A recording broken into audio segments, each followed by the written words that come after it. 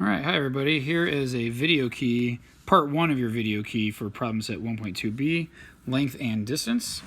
Number 1, consider the number line on the right. So looking over here, find the length of each indicated segment. So the first thing I'm going to do, you notice how there's some numbers missing here. I think I'm going to put these numbers on here.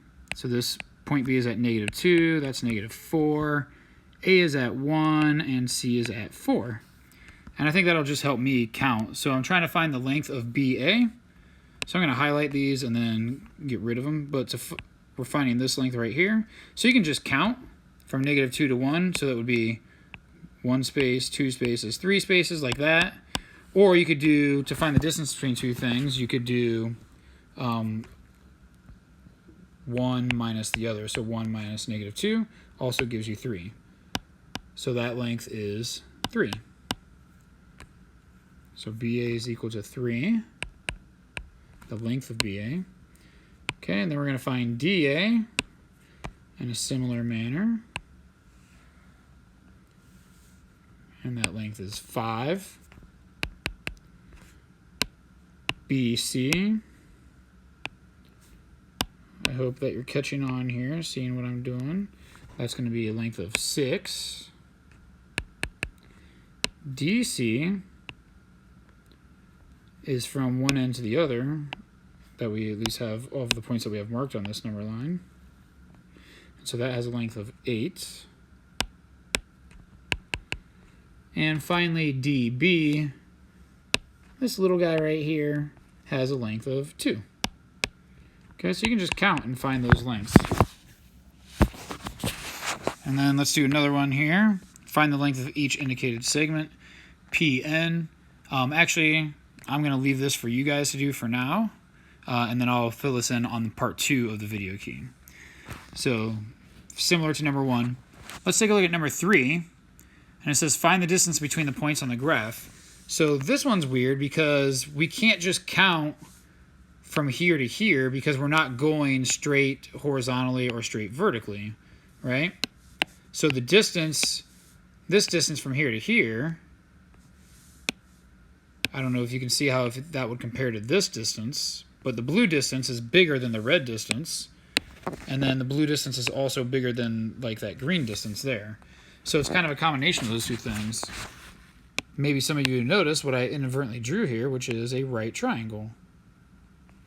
And do you guys know what the blue part of the right triangle is called? Do you remember how that's called the hypotenuse? And normally what we do is we call this C, we call this side A, and we call this side B. And then we can use the most famous, probably, math formula in the world, the Pythagorean theorem. So actually, to find the distance between these 2 points, we can just draw this triangle and do a squared plus b squared equals c squared. Notice how it says leave your answer in simplest radical form. So that's why we went over simplifying radicals earlier. Okay, so let's find the length of A, the red line. So that length goes from, remember horizontally our x values, so it goes from -4 to 2. And so that's exactly what we were doing up here. A length from -4 to 2. So you can just count it is, let's get a nice bright color here. So we have 1, 2, 3, 4, 5, 6. Or remember algebraically, you can just do 2 minus -4. Where you end minus where you started. So 2 minus -4 is also 6. Okay, so that length of A, of side A, is 6. So you get 6 squared plus, let's count B, 1, 2, 3. Or again, you can do 5 right here minus 2. Okay? So either way, you're going to end up with 3. You can either count it or use some subtraction. So we get plus 3 squared equals side length C squared. That's what we're trying to find. We're trying to find what C is, because that's going to give us the length of that. Okay, so now let's do 6 squared is 36, plus 3 squared is 9, equals C squared. 36 plus 9 is 45, equals C squared. And if you remember how to solve this, once you get something squared, you can square root both sides. Now, technically, when you do this, I'm going to write this in red because we're not actually going to do it on this problem. But remember how you do a plus or minus on this side if you square root both sides? Something you learned in Algebra 1. We don't need to do that here because we're finding a distance, and so our answer is going to be positive for a distance. So we don't need to do a plus or minus in this case. And so we end up with c equals the square root of 45.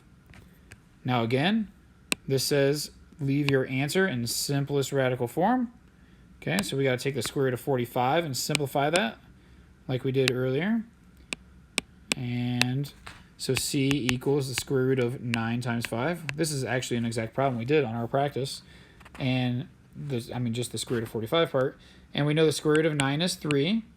And then the radical 5 stays there. And so that is the length of side C. Okay, so that is it for now. Those of you at home now are going to try the rest of these based off of that information on your own, or you can work with other people. And don't forget, you can get on ClassKick during your normal period, and maybe I can help you there if you ask some questions.